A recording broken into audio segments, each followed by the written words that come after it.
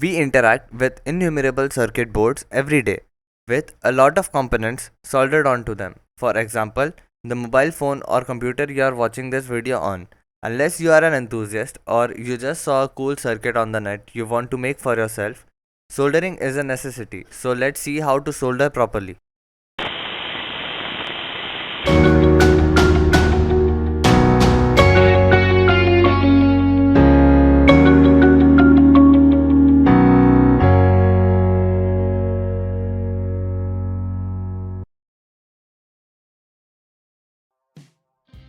To solder components, we will first need a soldering iron.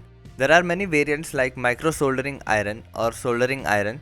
The main difference between these two is the blue one is rated for high power than the yellow Soldron one, and also the blue one has variable temperature. There are also many variants of tips available for these irons, but for starters I would recommend this flat tip. Then we will also require a stand for the soldering iron and some solder wire. We will also need a metal scrub. As to why we need the metal scrub, we will see that in a bit. Now on to the components. In this video we will take a look on soldering THT components, which means through hole components.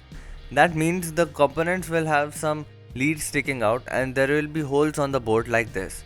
This perforated board is called general purpose PCB. We then just insert the components through the holes such that the component stays flat and straight with the board. Then to prevent the component from falling back out, we will bend the legs so it stays in place. Now first heat the pin by touching the soldering iron, then feed it with some solder. You don't want to go too much, just a little. We get a good enough solder joint. After that we need to clean the tip of the iron by using the metal scrub. Now repeating for the next component is the same procedure. Touch the iron and feed the solder a little. Now we can also connect two solder joints together by just touching them with the iron tip and just feed it with solder till they connect. After we cut excess leads, we have a circuit soldered onto a PCB. Now there are also these ICs that will be soldered onto the board.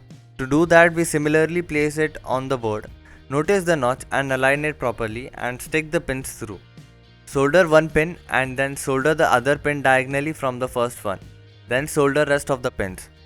This ensures that the IC does not fall off while soldering.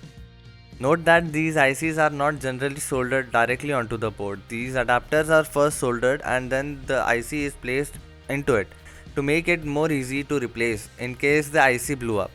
Now for old components which had been laying for a long time, the leads might get a little oxidized, which is bad for soldering the component. So to get rid of that, we can use the metal scrub to scrub the lead a little.